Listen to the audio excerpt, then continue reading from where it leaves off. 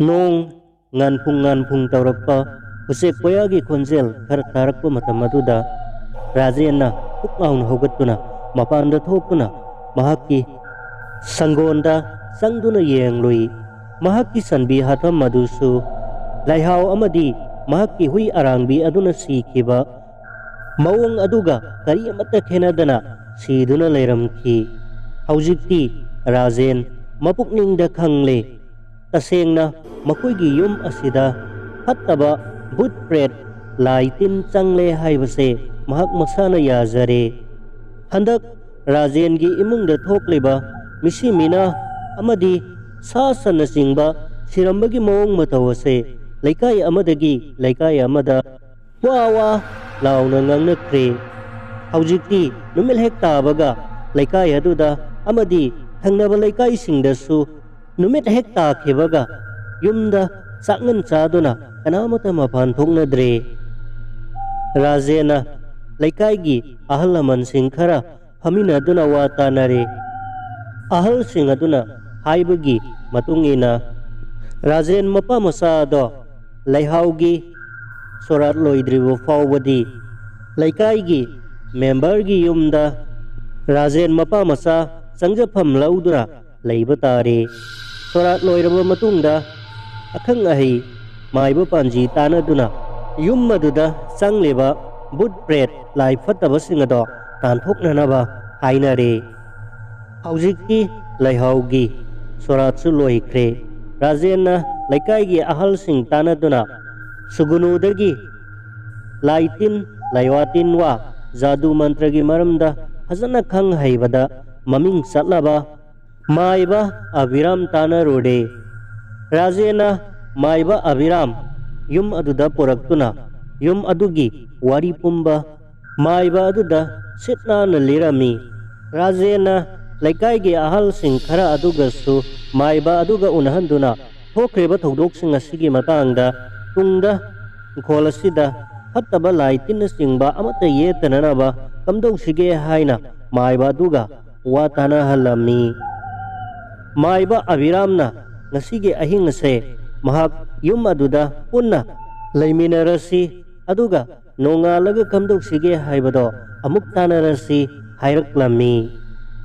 ahing do maiba aduga Rajenga mahakki yum aduda ahing aduma lekminare ahing aduda laubo khongba mikap mirau khol tamnabagi mawong kayado maiba abiramna taraba matungda yum aduda kanagumbi amagi atamana yum aduda otnairibado mahana khangba ngamle adubu thododo yum aduda karamna thorakliban haibado maiba aduna khangninglammi mathangi numita maiba aduna Rajenga loinana kaithelda sattuna aja pujagi polamsing leiminarure aduga makoini yumda halakaba matungda pigi lai phadebi asauba amasu saminare ahingi matam oiraklaba misik mirau khol kaya tanarakraba matam aduda maiba aduga Rajenga lai khoromnanaba makoigi ingkolgi kasinda hauba upambi adugi makongda phina saba lai phadebi do thamlaga aja puja tauba hokre Rajensu makhutta mayama pairaduna maibadugi matungda lepladuna tauriba thododo yamna khangingba langtaknaba amaga loinana aki tujungba yaudana leptuna leiri aibaduna ngahak aja puja tauduna mantra kaya solabagi matungda phina saba lai phedibido tuminna paikhat khiduna uadugi mathakta tongduna laikre aduga amuksu phak nokthora i tanjaduda maibaduna kari karino mantra mayam ama soladuna lai phadibi aduda hairi hayu nange athamana kamdauna laikhidabage yum masida kamdauna sanglaklibano karigidamakta yamna samna hingjariba matai manaugi punsida nangna otlaribano koibu nangi yekna bara karigidamakta yumburu yambi asibu nangna hatok piribano nangi pendaba karino hayo nangna karisu marala yegdaba sanga fawbada haliba karigino nangna yum masida sanglakliba karigino hayo wari ado akoida tammu lai phadabi aduna ꯍꯥꯛ ꯍꯥꯛ ꯅꯣꯛꯂꯗꯨꯅ ꯍꯥꯏꯔꯛꯏ, ꯇꯥꯎ, ꯑꯩꯒꯤ ꯋꯥꯔꯤ ꯑꯁꯦ ꯍꯥꯟꯅ ꯑꯃꯨꯛꯇ ꯇꯥꯈꯣ, ꯑꯗꯨꯒ ꯃꯔꯝ ꯑꯗꯣ ꯅꯈꯣꯏ ꯈꯪꯒꯅꯤ꯫ ꯉꯁꯤꯗꯒꯤ ꯆꯍꯤ 3ꯃꯨꯛꯀꯤ ꯃꯃꯥꯡꯗ ꯑꯩꯒꯤ ꯄꯣꯛꯅꯐꯝ ꯂꯝꯗꯝ ꯆꯨꯔꯥꯆꯥꯟꯄꯨꯔꯒꯤ ꯑꯩꯅ ꯂꯩꯔꯤꯕ ꯂꯩꯀꯥꯏ ꯑꯗꯨꯒꯤ ꯍꯦꯛ ꯊꯪꯅꯕꯗ ꯄ꯭ꯔꯥꯏꯃꯥꯔꯤ ꯁ꯭ꯀꯨꯜ ꯑꯃ ꯁꯥꯅꯅꯕ ꯊꯧꯔꯥꯡ ꯇꯧꯔꯛꯈꯤ꯫ ꯄ꯭ꯔꯥꯏꯃꯥꯔꯤ ꯁ꯭ꯀꯨꯜ ꯑꯗꯣ ꯁꯥꯕ ꯍꯧꯒꯠꯂꯛꯄꯗ ꯃꯈꯣꯏ ꯊꯕꯛ ꯁꯨꯕ ꯅꯍꯥ ꯈꯔꯁꯨ ꯈꯣꯂꯥ ꯁꯥꯗꯨꯅ ꯂꯩꯔꯝꯃꯤ꯫ ꯈꯣꯂꯥ ꯑꯗꯨꯗ ꯂꯩꯔꯤꯕ ꯅꯍꯥꯁꯤꯡ ꯑꯗꯨꯒꯤ ꯃꯔꯛꯇꯒꯤ ꯃꯁꯛ ꯃꯇꯧ ꯐꯖꯕ ꯄꯥꯈꯪ ꯑꯃꯈꯛꯅ ꯅꯣꯡꯃ ꯑꯩꯈꯣꯏꯗ ꯃꯈꯣꯏꯒꯤ ꯆꯥꯛ ꯊꯣꯡꯅꯅꯕ ꯏꯁꯤꯡ ꯂꯧꯕ ꯂꯥꯛꯈꯤ꯫ ꯅꯨꯃꯤꯠ ꯑꯗꯨꯗ ꯑꯩꯈꯣꯏꯅꯤ ꯏꯍꯥꯟ ꯍꯥꯟꯅ ꯎꯅꯈꯤꯕꯅꯤ꯫ ꯑꯩꯍꯥꯛ ꯃꯈꯣꯏꯅ ꯁꯥꯔꯤꯕ ꯁ꯭ꯀꯨꯜ ꯑꯗꯨꯒꯤ ꯍꯦꯛ ꯅꯥꯀꯟꯗ ꯂꯩꯕ ꯌꯨꯝ ꯑꯗꯨꯗ ꯏꯃꯥꯒ ꯑꯩꯒ ꯏꯄ꯭ꯋꯥꯅꯨꯄꯥ ꯑꯃꯠꯇꯒ ꯂꯩꯃꯤꯟꯅꯩ꯫ ꯑꯩꯁꯨ ꯏꯟꯈꯠꯂꯛꯄꯒꯤ ꯆꯍꯤ ꯃꯇꯥꯡ ꯑꯣꯏꯕꯗꯨꯗ ꯄꯥꯈꯪ ꯃꯆꯥ ꯃꯁꯛ ꯃꯇꯧ ꯐꯖꯕ ꯑꯗꯨꯕꯨ ꯎꯔꯨꯕꯗ ꯃꯍꯥꯛꯄꯨ ꯈꯪꯍꯧꯗꯅ ꯅꯨꯡꯁꯤꯕ ꯑꯃ ꯐꯥꯎꯔꯛꯈꯤ꯫ ꯃꯍꯥꯛꯁꯨ ꯅꯨꯃꯤꯠ ꯈꯨꯗꯤꯡꯒꯤ ꯃꯈꯣꯏꯒꯤ ꯈꯣꯂꯥꯗ ꯂꯩꯔꯤꯕ ꯃꯌꯥꯝꯒꯤ ꯆꯥꯛ ꯏꯁꯤꯡ ꯊꯣꯡꯅꯅꯕ ꯊꯛꯅꯅꯕ ꯏꯁꯤꯡ ꯍꯦꯛ ꯍꯦꯛ ꯂꯧꯕ ꯂꯥꯛꯏ꯫ ꯑꯁꯨꯝꯅ ꯑꯩꯈꯣꯏ ꯑꯅꯤ ꯈꯪꯅꯔꯛꯈꯤꯕꯅꯤ꯫ ꯊꯥ 5-6ꯀꯤ ꯃꯅꯨꯡꯗ ꯑꯩꯈꯣꯏꯅꯤꯒꯤ ꯃꯔꯤꯁꯨ ꯑꯉꯛꯄ ꯐꯪꯅ ꯆꯦꯠꯁꯤꯟꯅꯈꯤ꯫ ꯑꯩꯈꯣꯏꯒꯤ ꯌꯨꯝꯗ ꯃꯤꯔꯣꯜ ꯂꯩꯖꯗꯕ ꯏꯃꯥꯒ ꯏꯄ꯭ꯋꯥꯅꯨꯄꯥ ꯑꯗꯨꯒꯅ ꯂꯧꯁꯪꯗ ꯍꯦꯛ ꯍꯦꯛ ꯊꯕꯛ ꯁꯨꯕ ꯆꯠꯈꯤꯕ, ꯑꯗꯨꯒ ꯑꯩꯅ ꯌꯨꯝꯗ ꯍꯦꯛ ꯍꯦꯛ ꯂꯩꯍꯧꯕ ꯑꯆꯤꯛꯄ ꯇꯟꯖꯥ ꯀꯌꯥꯗ ꯃꯍꯥꯛꯀ ꯑꯩꯒ ꯇꯣꯏꯅ ꯇꯣꯏꯅ ꯎꯅꯕꯒꯤ ꯇꯟꯖꯥ, ꯑꯆꯤꯛꯄ ꯇꯟꯖꯥ ꯀꯌꯥ ꯐꯪꯈꯤ꯫ ꯏꯟꯈꯠꯂꯛꯄꯒꯤ ꯂꯥꯛꯉꯝ ꯐꯪꯉꯝꯗ꯭ꯔꯕ ꯆꯍꯤ ꯃꯇꯝ ꯑꯣꯏꯕꯅ ꯃꯍꯥꯛꯁꯨ ꯑꯩꯁꯨ ꯏꯉꯥꯎ ꯉꯥꯎꯈꯤ꯫ ꯑꯩꯍꯥꯛꯀꯤ ꯍꯛꯆꯥꯡ ꯃꯍꯥꯛꯀꯤ ꯃꯐꯝꯗ ꯀꯠꯊꯣꯛꯂꯨꯔꯦ꯫ ꯑꯁꯨꯝꯅ ꯃꯇꯝ ꯈꯔ ꯂꯩꯔꯕꯒꯤ ꯇꯨꯡꯗ ꯃꯈꯣꯏꯒꯤ ꯁ꯭ꯀꯨꯜ ꯑꯗꯣ ꯀꯟꯇ꯭ꯔꯦꯛꯇꯔꯅ ꯕꯤꯜ ꯀꯥꯏꯊꯣꯛꯄ ꯌꯥꯗꯦ ꯍꯥꯏꯗꯨꯅ ꯁ꯭ꯀꯨꯜ ꯑꯗꯣ ꯁꯥꯕ ꯃꯇꯝ ꯈꯔ ꯂꯦꯞꯈ꯭ꯔꯦ꯫ ꯑꯗꯨꯒ ꯈꯣꯂꯥꯗ ꯂꯩꯔꯝꯕ ꯃꯈꯣꯏꯁꯨ ꯇꯞꯅ ꯇꯞꯅ ꯃꯌꯨꯝ ꯃꯌꯨꯝꯗ ꯍꯟꯅꯈꯤꯔꯝꯃꯤ꯫ ꯑꯩꯍꯥꯛꯀ ꯈꯪꯅꯔꯤꯕ ꯃꯁꯛ ꯃꯇꯧ ꯐꯖꯕ ꯏꯪ ꯇꯞꯄ ꯄꯥꯈꯪ ꯑꯗꯨꯁꯨ ꯃꯍꯥꯛꯁꯨ ꯃꯌꯨꯝꯗ ꯆꯠꯇꯕ ꯌꯥꯗꯗꯨꯅ ꯑꯩꯍꯥꯛꯄꯨ ꯑꯊꯨꯕ ꯃꯇꯝꯗ ꯂꯧꯕ ꯂꯥꯛꯀꯅꯤ ꯋꯥꯁꯛꯂꯝꯂꯒ ꯃꯌꯨꯝꯗ ꯍꯟꯈꯤꯔꯝꯃꯤ꯫ ꯑꯩꯍꯥꯛꯀꯤ ꯍꯛꯆꯥꯡꯒꯤ ꯐꯤꯕꯝꯅ ꯌꯥꯔꯛꯇꯕꯅ ꯑꯩꯍꯥꯛ ꯅꯣꯡꯃꯗꯤ ꯑꯔꯣꯏꯕ ꯑꯣꯏꯅ ꯑꯩꯍꯥꯛ ꯌꯨꯝꯗꯒꯤ ꯈꯣꯡ ꯊꯥꯡꯗꯣꯔꯛꯈꯤ, ꯑꯗꯨꯒ ꯃꯍꯥꯛꯀꯤ ꯊꯤꯀꯅꯥ ꯁꯤꯡꯇꯣꯝ ꯚꯤꯂꯦꯖꯇ ꯃꯍꯥꯛꯄꯨ ꯊꯤꯕ ꯂꯥꯛꯈꯤ꯫ ꯈꯣꯡꯆꯠ ꯑꯗꯣ ꯑꯩꯒꯤꯗꯤ ꯑꯔꯣꯏꯕꯅꯤ, ꯃꯉꯣꯟꯗ ꯆꯦꯜꯂꯒꯗꯕꯅꯤ ꯈꯟꯅ ꯈꯟꯅ ꯃꯍꯥꯛꯀꯤ ꯊꯤꯀꯅꯥ ꯍꯪꯅ ꯍꯪꯅ ꯁꯤꯡꯇꯣꯝ ꯚꯤꯂꯦꯖ ꯌꯧꯔꯛꯂꯦ꯫ ꯊꯤꯀꯅꯥ ꯍꯪꯅ ꯍꯪꯅ ꯂꯥꯛꯄꯅ ꯃꯍꯥꯛꯀꯤ ꯃꯌꯨꯝ ꯑꯗꯣ ꯑꯔꯣꯏꯕ ꯑꯣꯏꯅ ꯇꯥꯛꯄꯤꯔꯛꯂꯦ꯫ ꯑꯩꯍꯥꯛꯅ ꯆꯪꯂꯨꯕ ꯃꯇꯝꯗ ꯃꯍꯥꯛꯀꯤ ꯃꯅꯥꯎꯅꯨꯄꯥꯅꯤ ꯍꯥꯏꯕ ꯑꯃ ꯂꯩꯔꯝꯈꯤ꯫ ꯌꯦꯡꯕꯗ ꯅꯤꯁꯥ ꯆꯥꯕ ꯉꯥꯎꯁꯤꯟꯅꯕ ꯃꯤꯗꯤ ꯃꯥꯜꯂꯤ, ꯑꯗꯨꯕꯨ ꯃꯍꯥꯛꯀꯤ ꯃꯅꯥꯎꯅꯨꯄꯥꯅꯤ ꯍꯥꯏꯕꯗꯨꯗ ꯑꯩꯍꯥꯛꯅ ꯊꯣꯏꯅ ꯈꯜꯂꯨꯗꯦ꯫ ꯃꯍꯥꯛꯀꯤ ꯃꯌꯥꯝꯕ ꯑꯗꯨꯕు ꯍꯪꯕ ꯃꯇꯝꯗ ꯃꯌꯥꯝꯕꯗꯤ ꯄꯥꯝꯂꯧꯗ ꯆꯠꯈꯤ, ꯃꯍꯥꯛꯀ ꯂꯣꯏꯅꯅ ꯄꯥꯝꯂꯧ ꯇꯥꯟꯅ ꯆꯠꯃꯤꯟꯅꯔꯨꯁꯤ ꯍꯥꯏꯔꯛꯂꯝꯃꯤ꯫ ꯑꯩꯍꯥꯛꯁꯨ ꯑꯔꯣꯏꯕ ꯑꯣꯏꯅ ꯊꯥꯡꯗꯣꯔꯛꯂꯤꯕ ꯈꯣꯡꯊꯥꯡ ꯑꯗꯨꯒꯤꯗꯃꯛ ꯃꯍꯥꯛꯄꯨ ꯇꯉꯥꯏ ꯐꯗꯅ ꯎꯅꯗꯕ ꯌꯥꯗꯕꯒꯤ ꯋꯥꯈꯜꯂꯣꯟꯗ ꯃꯅꯥꯎꯅꯨꯄꯥ ꯑꯗꯨꯅ ꯍꯥꯏꯕ ꯌꯥꯗꯨꯅ ꯑꯩꯈꯣꯏ ꯂꯥꯛꯃꯤꯟꯅꯈꯤ꯫ ꯂꯝꯕꯤꯗ ꯃꯅꯥꯎꯅꯨꯄꯥ ꯑꯗꯨꯅ ꯃꯃꯥꯟꯅꯕ ꯑꯃꯁꯨ ꯍꯧꯗꯨꯅ ꯂꯥꯛꯃꯤꯟꯅꯩ꯫ ꯑꯩꯈꯣꯏ ꯑꯍꯨꯝ ꯐꯅ ꯌꯥꯝꯅ ꯁꯥꯡꯅ ꯆꯠꯂꯕꯒꯤ ꯃꯇꯨꯡꯗ ꯁꯤꯡꯇꯣꯝ ꯈꯨꯜꯒꯤ ꯃꯇꯥꯏ ꯑꯣꯏꯔꯞꯅ ꯆꯤꯡꯒꯤ ꯆꯤꯡꯃꯥꯏ ꯑꯃꯗ ꯁꯥꯕ ꯂꯧꯁꯪ ꯑꯃꯗ ꯑꯩꯈꯣꯏ ꯂꯥꯛꯃꯤꯟꯅꯔꯦ꯫ ꯂꯧꯁꯪ ꯑꯗꯣ ꯌꯧꯔꯕꯗ ꯃꯅꯥꯎꯅꯨꯄꯥ ꯑꯗꯨꯅ ꯑꯩꯕꯨ ꯂꯧꯁꯪ ꯑꯗꯨꯗ ꯄꯣꯊꯥꯅꯕ ꯍꯥꯏꯔꯛꯈꯤ꯫ ꯑꯩꯅ ꯃꯄꯥꯟꯗ ꯑꯗꯨꯝ ꯂꯩꯒꯦ ꯍꯥꯏꯕꯗꯒꯤ ꯃꯅꯥꯎꯅꯨꯄꯥ ꯑꯗꯨꯒ ꯃꯃꯥꯟꯅꯕ ꯑꯗꯨꯒ ꯀꯔꯤ ꯀꯔꯤꯅꯣ ꯋꯥꯔꯤ ꯈꯔ ꯁꯥꯅꯈꯤ꯫ ꯑꯗꯨꯒ ꯃꯅꯥꯎꯅꯨꯄꯥ ꯑꯗꯨꯅ ꯑꯩꯍꯥꯛ ꯇꯥꯃꯣ ꯀꯧꯈꯠꯂꯨꯒꯦ, ꯃꯈꯥꯗ ꯊꯕꯛ ꯁꯨꯔꯝꯈꯤꯅꯤ ꯍꯥꯏꯔꯝꯂꯒ ꯀꯨꯝꯊꯈꯤ꯫ ꯑꯩꯍꯥꯛ ꯀꯔꯤꯁꯨ ꯈꯟꯗꯅ ꯂꯧꯁꯪ ꯑꯗꯨꯒꯤ ꯃꯄꯥꯟꯗ ꯐꯝꯗꯨꯅ ꯂꯩꯔꯝꯃꯤ꯫ ꯇꯥꯟꯖꯥ ꯑꯗꯨꯗ ꯃꯍꯥꯛꯀꯤ ꯃꯃꯥꯟꯅꯕ ꯑꯗꯨꯅ ꯂꯧꯁꯪ ꯃꯅꯨꯡꯗ ꯆꯪꯈ꯭ꯔꯒ ꯆꯥꯛ ꯊꯣꯡꯅꯈꯤꯕꯒꯤ ꯑꯔꯦꯝꯕ ꯂꯦꯝꯍꯧꯕ ꯁꯤꯡꯈꯥꯛ, ꯁꯤꯡ ꯃꯈꯥꯛ, ꯃꯩꯈꯥꯛ ꯑꯃ ꯄꯨꯊꯣꯔꯛꯂꯒ ꯑꯩꯒꯤ ꯀꯣꯛꯇ ꯈꯪꯍꯧꯗꯅ ꯇꯨꯡꯂꯣꯝꯗꯒꯤ ꯊꯣꯝꯂꯛꯈꯤ꯫ ꯑꯩꯍꯥꯛ ꯒ꯭ꯌꯥꯟ ꯃꯥꯡꯗꯨꯅ ꯋꯥꯟꯊꯈꯤ꯫ ꯑꯗꯨꯗꯒꯤ ꯃꯈꯣꯏ ꯑꯅꯤ ꯆꯪꯗꯨꯅ ꯑꯩꯕꯨ ꯂꯧꯁꯪ ꯃꯅꯨꯡꯗ ꯊꯥꯡꯖꯤꯟꯈꯤ꯫ ꯑꯩꯍꯥꯛꯅ gyan mangduna lairibagi khudong sabado lauduna makhoi anina aigi ikai khumnababusu manghanbikhi madugi matungda makhoi anina igi kokta ahanba oina thomlakhiba Meikhak ado laururaga hanjin hanjin aigi kokta thaki aigi kok ase singkup sana thugaibikhi adudasu pendraduna aigi thabak ngaksam charamna singbadasu hanjil hanjin phuduna aigi haksangbu macet macet tana ihingna hingsana aibu hatokpikhi thawai yaudraba aigi haksang ado makhoi ani changduna thangduna puraklaga suklaba umarakki aruba lokha amada langtharakhi ibu hatpada sizinaba Meikhak adusu makoina lok aduda langtharakhi asuk kuiraba matamse chajik lokki suklaba loknung aduda aigi haksangi loisil haudraba mathau mangam pangthokpidraba saru polangna aduna ngasisu leiri Meikhak ado aigi hawaibu singamdana sihankhiba aigi atamabu laknaduna hatkhiba Meikhak ado nongju tha matamda nonggi kallaba sapuna khara khara sentharaktura ngasidi maning tamna sakpi torelda tautharakhi Meikhak ado tautharakpa matamda nupa asina mahakki nupiga loinana Meikhak ado makoini na khungatkhi aduga ingjangna macet macet tana khaidokhi asidasu pendraduna makoina Meikhak adobu mai thadokhi tuda sargadasu kaba ngamdana miramlendasu inma ngamdana leiriba aigi atamabu hena hena maisak pikhi adugidamak aihakna mahakki nupigi atamabusu laukhi mahakki sanga singbusu hatkhi haujiksu hatkini phina saba lai phidibi adugi wari singado taraga rajendi kibana thak thak nikre maiba duna kari karino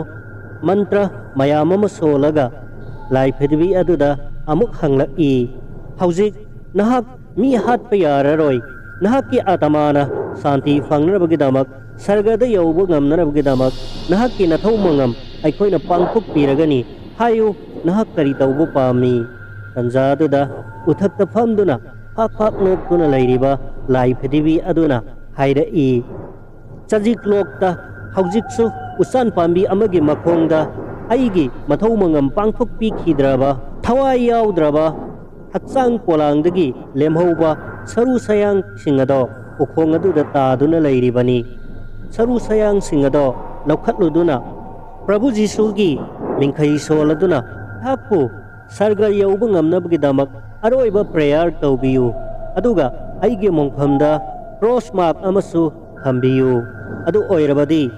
ina nakoida awa ana ihan khanganba miot minai amuk tauraroi maibaduna mantra soladuna hairaklammi hare nangi atamana santi fangnabgidamak nangna hairibasing ado aina soidana pangthohalagani lai phidibi aduna fare adumna taurabadi aigi ningba thunglagani karigumba ngamdrabadi nakoi pumnamak aina hatkani hairaklammi maibaduna mahakki mantra sonduna lai phidibi adubu u mathaktagi amuk kautharami laidi adudagi atamado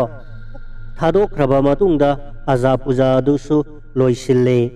nongalaga rajena laikai mathauna phaba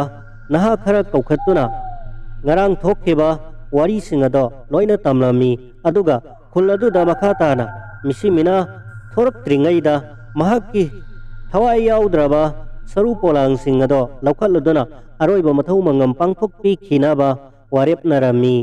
adudagi maiba aduna makhoida lambi chatpada khudong thiba thoktanaraba aki akhang leitanaraba jantra amamamsu saduna sijalhalami adudagi makhoi ahum rajena luchingduna singtom village ki chajik lokta mahakki thawai yaudraba saru polang sing taribado thinanabgidamak khongsan khirami singtom village ki sip unaduna wari singase liraba matungda makhoi khulginaha ahum mari su yauna chajik lokki loknungda saru polang ado thiba changminaraklammi makhoi mayamna yamna wana thirabagi tungda mamaida usan pambi amagi makhongda saru sayang sing ado taduna lerambado thengnarammi makoina laukhatuna saru sayang sing ado fazana khawda haplaga poraklammi Razel amadi kulgi nahal sing aduga loinana sajik lok loknung adudagi thorakpada namit tagadawre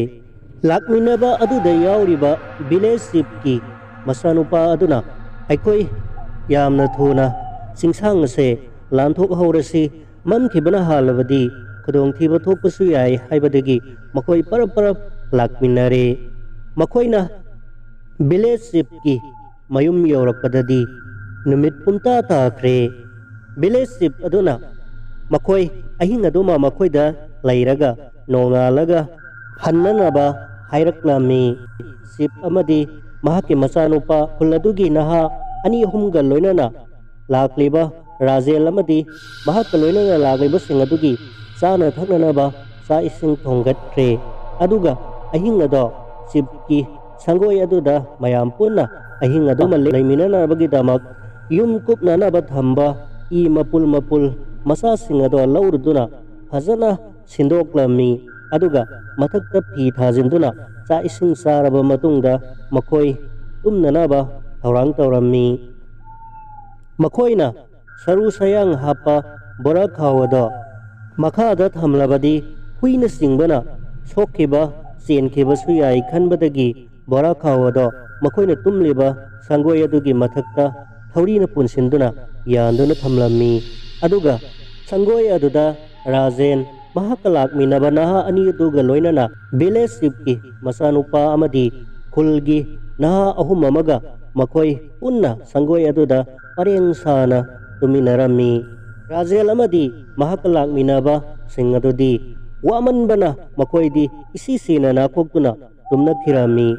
kulgi naha sing adusu mahai tumnakhre adubu haujiksu village sipki masanupa adudi tumdri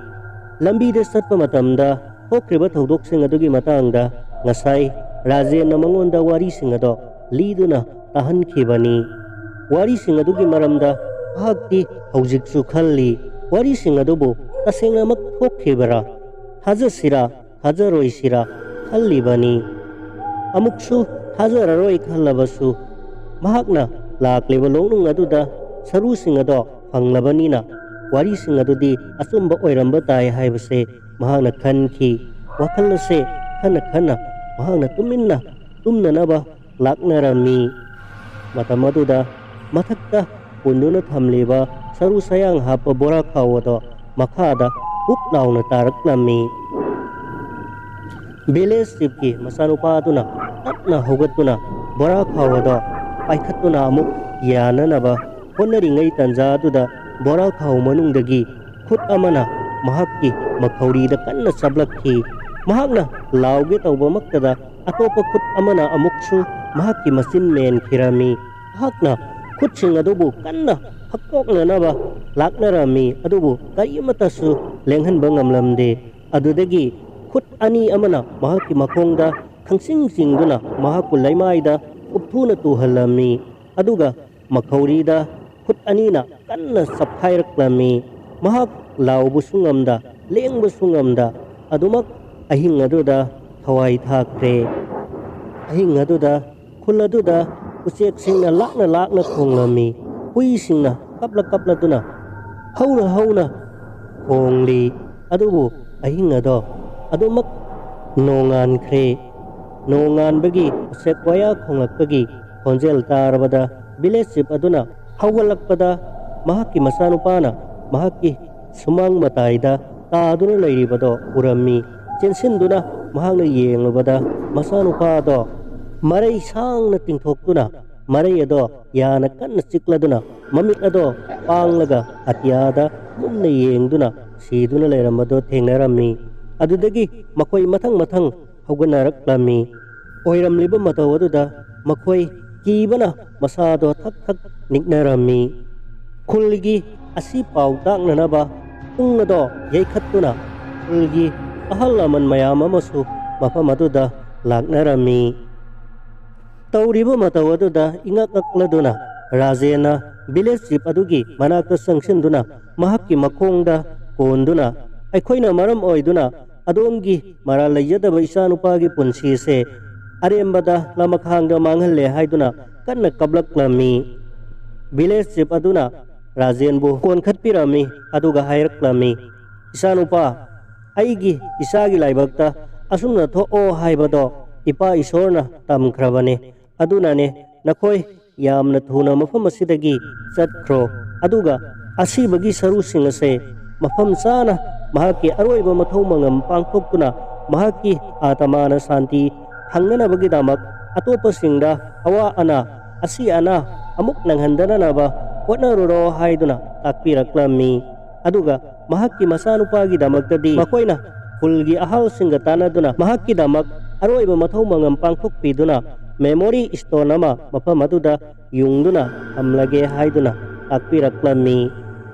Rajena village chief aduna haibagi matung ina mahakka langminaba naha ani aduga loinana saru hapa khawado amuk puduna khongsan ba horakle. Rajena mahaki khul serau yoraklabada khulgi ahal singa loinana maiba aviramga tanaduna saru singado aroiba mathau mangam pangthoknanaba mahaki thawaina santi oina sargada tinkhinaba aduga kanagumba amatada amuk hana awaba ayetpa pidananaba khanarami. Rajena sarusayang singado naha ani aduga loinana maiba abiram suyauna makoina Surasanpurda satuna matam kharagi mamangda laikhidrabi nupi adugi thikana lauduna yumgi imung manung mahakki mama amadi mopanupa aduga loinana Laikai khulgi ahal singa loinana iba mathau mangam pangthoklami. Khulgi pastarna mahakki atamana sargada ingna chikna lairona bagi damak tawpham thokpa aroiba mathau mangam ado chap chana pangthoklami aduga mahakki mongphamda cross ama yungduna istol amasu mahakki mamingda yunglammi. Numittudagi Rajengi imungda amuk hanna otpa naiba lauba khongba ahingi matamda tamnaba asina singba kaigumba amatasu chekmok laurakhidre adubu laihau laitraba yum aduda mafam aduda mahaksu lairaroi haiduna sagaigi ahal sing tanaduna mahaki ingkholado yamna hongna khulladugi ina khunba amada yonthokammi aduga mahaki nupi mapam oiriba Kaksingda anouba mafam mama lauduna laihau laitraba serau lamdam ado punsi chuppagi oina thadoklamduna masanupaga loinana kaksingda amuk hongalaktuna laikhirami.